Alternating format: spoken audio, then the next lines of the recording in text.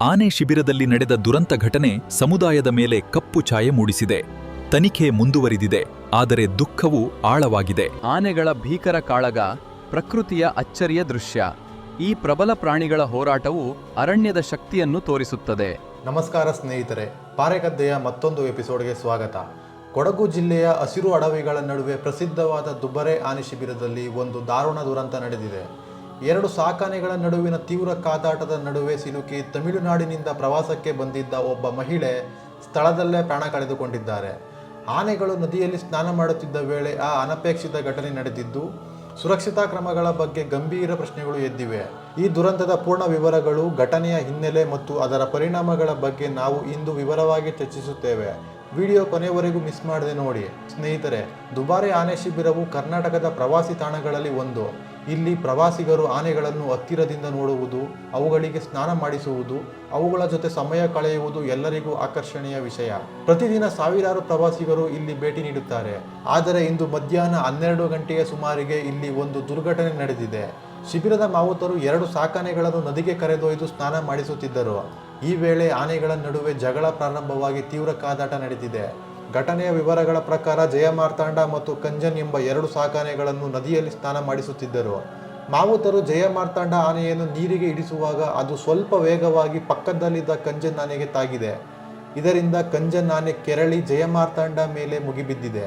ಎರಡು ದೈತ್ಯ ಆನೆಗಳು ನದಿಯ ದಡದಲ್ಲಿ ಪರಸ್ಪರ ಕಾದಾಡಲು ಪ್ರಾರಂಭಿಸಿದವು. ಈ ಗದ್ದಲದ ನಡುವೆ ಅಲ್ಲಿದ್ದ ಪ್ರವಾಸಿಗರು ಭಯದಿಂದ ಓಡಾಡಿದ್ದಾರೆ.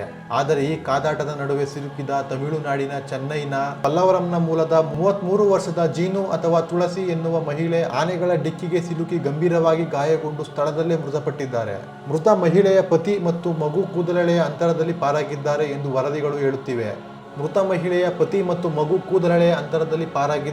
ವರದಿಗಳು ಹೇಳುತ್ತಿವೆ. ಮಾವುತರು ತಕ್ಷಣವೇ ಆನೆಗಳನ್ನು ನಿಯಂತ್ರಿಸಲು ಶ್ರಮಿಸಿದರು. ಅಷ್ಟರಲ್ಲಿ ಈ ದುರಂತ ಸಂಭವಿಸಿತು. ಮೃತದೇಹವನ್ನು ಕೂಡಲೇ ಕುಶಾಲನಗರದ ಸರ್ಕಾರಿ ಆಸ್ಪತ್ರೆಗೆ ಕರೆದೊಯ್ಯಲಾಗಿದೆ. ಘಟನೆಯ ಸ್ಥಳದಲ್ಲಿ ಪ್ರವಾಸಿಗರ ಆಕ್ರಂದನ ಮುಗಿಲು ಮುಟ್ಟಿತು. ಈ ದುರಂತವು ದುಬಾರೆ ಶಿಬಿರದ ಸುರಕ್ಷತಾ ವ್ಯವಸ್ಥೆಯ ಬಗ್ಗೆ ಗಂಭೀರ ಚರ್ಚೆಗೆ ಕಾರಣವಾಗಿದೆ. ಸ್ನೇಹಿತರೆ, ದುಬಾರೆ ಆನೆ ಶಿಬಿರವು ಕರ್ನಾಟಕದ ಅರಣ್ಯ ಇಲಾಖೆಯ ನಿರ್ವಹಣೆಯಲ್ಲಿದೆ. ಇಲ್ಲಿ ಆನೆಗಳನ್ನು ಪಳಗಿಸಿ ಪ್ರವಾಸಿಗರಿಗೆ ಪರಿಚಯಿಸುವ ಕಾರ್ಯ ನಡೆಯುತ್ತದೆ. ಆನೆಗಳಿಗೆ ಸ್ನಾನ ಮಾಡಿಸುವುದು ಒಂದು ಜನಪ್ರಿಯ ಕಾರ್ಯಕ್ರಮ. ಆದರೆ ಆನೆಗಳು ಪ್ರಕೃತಿಯ ಪ್ರಾಣಿಗಳು. ಅವುಗಳ ಸ್ವಭಾವವನ್ನು ಪೂರ್ಣವಾಗಿ ನಿಯಂತ್ರಿಸುವುದು ಸುಲಭವಲ್ಲ. ಈ ಘಟನೆಯಲ್ಲಿ ಮಾವುತರು ಆನೆಗಳನ್ನು ನಿಯಂತ್ರಿಸಲು ಪ್ರಯತ್ನಿಸಿದರೂ ಆನೆಗಳ ಆಕ್ರೋಶ ತೀವ್ರವಾಗಿತ್ತು. ಇಂತಹ ಸಂದರ್ಭಗಳಲ್ಲಿ ಪ್ರವಾಸಿಗರಿಗೆ ನಿರ್ದಿಷ್ಟ ಅಂತರ ಕಾಯ್ದುಕೊಳ್ಳುವುದು, ಸುರಕ್ಷತಾ ಬೇಲಿಗಳನ್ನು ಬಳಸುವುದು ಮತ್ತು ತುರ್ತು ಪರಿಸ್ಥಿತಿಗಳಿಗೆ ಸಿದ್ಧತೆ ಇರುವುದು ಅತ್ಯಗತ್ಯ. ಈ ದುರಂತದ ಬಗ್ಗೆ ಅರಣ್ಯ, ಜೀವಜಲ ಮತ್ತು ಪರಿಸರ ಸಚಿವ ಈಶ್ವರ್ ಖಂಡ್ರೆ ಅವರು ಸಂತಾಪ ವ್ಯಕ್ತಪಡಿಸಿದ್ದಾರೆ. ಇದು ಅತ್ಯಂತ ಗಂಭೀರವಾದ ಘಟನೆ. ಆನೆಗಳ ಸ್ನಾನದ ವೇಳೆ ಪ್ರವಾಸಿಗರು ಸುರಕ್ಷಿತ ಅಂತರ ಕಾಯ್ದುಕೊಳ್ಳಬೇಕು. ಇಂತಹ ಘಟನೆಗಳು ಮುಂದೆ ನಡೆಯದಂತೆ ಸೂಕ್ತ ಕ್ರಮಗಳನ್ನು ತೆಗೆದುಕೊಳ್ಳಲು ಅಧಿಕಾರಿಗಳಿಗೆ ಸೂಚನೆ ನೀಡಲಾಗಿದೆ ಎಂದು ಅವರು ಹೇಳಿದ್ದಾರೆ. ಅರಣ್ಯ ಇಲಾಖೆಯ ಅಧಿಕಾರಿಗಳು ಸ್ಥಳಕ್ಕೆ ಭೇಟಿ ನೀಡಿ ತನಿಖೆ ಆರಂಭಿಸಿದ್ದಾರೆ. ಪ್ರವಾಸಿಗರ ಸುರಕ್ಷತೆಗೆ ಹೆಚ್ಚಿನ ಗಮನ ನೀಡುವಂತೆ ಸೂಚನೆ ನೀಡಲಾಗಿದೆ. ಈ ಘಟನೆಯು ವನ್ಯಜೀವಿ ಪ್ರವಾಸೋದ್ಯಮದ ಸವಾಲುಗಳನ್ನು ಮತ್ತೊಮ್ಮೆ ಎತ್ತಿ ತೋರಿಸುತ್ತದೆ.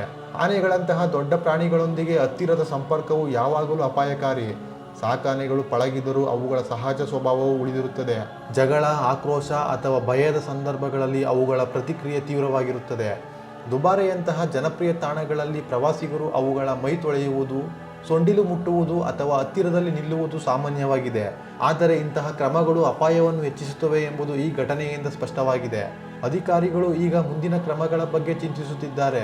ಆನೆಗಳ ಸ್ನಾನದ ವೇಳೆ ಪ್ರವಾಸಿಗರಿಗೆ ನಿರ್ದಿಷ್ಟ ದೂರದಲ್ಲಿ ನಿಲ್ಲುವಂತೆ ಸೂಚಿಸುವುದು, ಸುರಕ್ಷತಾ ಬೇಲಿಗಳನ್ನು ಬಲಪಡಿಸುವುದು, ಮಾವುತರ ಸಂಖ್ಯೆ ಹೆಚ್ಚಿಸುವುದು ಮತ್ತು ತುರ್ತು ಪರಿಸ್ಥಿತಿ ನಿರ್ವಹಣಾ ತಂಡಗಳನ್ನು ಸಿದ್ಧಪಡಿಸುವುದು. ಇದು ಕೇವಲ ಒಂದು ಘಟನೆಯಲ್ಲ. ವನ್ಯಜೀವಿ ಸುರಕ್ಷಣೆ ಮತ್ತು ಪ್ರವಾಸೋದ್ಯಮದ ನಡುವಿನ ಸಮತೋಲನವನ್ನು ಕಾಪಾಡುವುದು ಇಂದಿನ ಅಗತ್ಯವಾಗಿದೆ. ಸ್ನೇಹಿತರೆ, ಈ ದುರಂತದಲ್ಲಿ ಕಳೆದುಕೊಂಡ ಮಹಿಳೆಯ ಕುಟುಂಬಕ್ಕೆ ನಮ್ಮ ಸಂತಾಪಗಳು. ಅವರ ಕುಟುಂಬಕ್ಕೆ ನೋವನ್ನು ಭರಿಸುವ ಶಕ್ತಿ ದೇವರು ನೀಡಲಿ. ಇದೇ ವೇಳೆ ದುಬಾರೆ ಶಿಬಿರವು ಇನ್ನೂ ಹಲವು ಪ್ರವಾಸಿಗರಿಗೆ ಆಕರ್ಷಣೆಯಾಗಿಯೇ ಉಳಿದಿದೆ. ಆದರೆ ಇಂತಹ ಘಟನೆಗಳು ಮತ್ತೆ ನಡೆಯದಂತೆ ಅಧಿಕಾರಿಗಳು ಕಟ್ಟುನಿಟ್ಟಾದ ಕ್ರಮಗಳನ್ನು ತೆಗೆದುಕೊಳ್ಳಬೇಕು ಎಂಬುದು ನಮ್ಮೆಲ್ಲರ ಮನವಿ. ಈ ಘಟನೆಯು ನಮಗೆ ಒಂದು ಮುಖ್ಯ ಪಾಠ ಕಲಿಸುತ್ತದೆ. ವನ್ಯಜೀವಿಗಳೊಂದಿಗೆ ಸಂಪರ್ಕವನ್ನು ಆನಂದಿಸುವಾಗಲೂ ಸುರಕ್ಷತೆಯನ್ನು ಕಡೆಗಣಿಸಬಾರದು. ಪ್ರವಾಸಿಗರು ಸಹ ಸೂಚನೆಗಳನ್ನು ಕಟ್ಟುನಿಟ್ಟಾಗಿ ಪಾಲಿಸಬೇಕು. ಅಧಿಕಾರಿಗಳು ಮತ್ತು ಶಿಬಿರದ ನಿರ್ವಾಹಕರು ಇನ್ನಷ್ಟು ಜಾಗರೂಕರಾಗಬೇಕು. ಸ್ನೇಹಿತರೆ, ಈ ದುರಂತದಿಂದ ನಾವು ಏನು ಕಲಿಯಬೇಕು? ಪ್ರವಾಸಿ ಸ್ಥಳಗಳಲ್ಲಿ ವನ್ಯಜೀವಿ ಸುರಕ್ಷತೆಯ ಬಗ್ಗೆ ನಿಮ್ಮ ಅಭಿಪ್ರಾಯವೇನು? ಕಮೆಂಟ್ಗಳಲ್ಲಿ ತಿಳಿಸಿ. ಈ ವಿಡಿಯೋ ನಿಮಗೆ ಇಷ್ಟವಾದರೆ ನಮ್ಮ ವಿಡಿಯೋ ಲೈಕ್ ಮಾಡಿ, ಶೇರ್ ಮಾಡಿ ಮತ್ತು ಸಬ್ಸ್ಕ್ರೈಬ್ ಮಾಡಿ. ಮುಂದಿನ ವಿಡಿಯೋದಲ್ಲಿ ಭೇಟಿಯಾಗೋಣ. ಧನ್ಯವಾದಗಳು.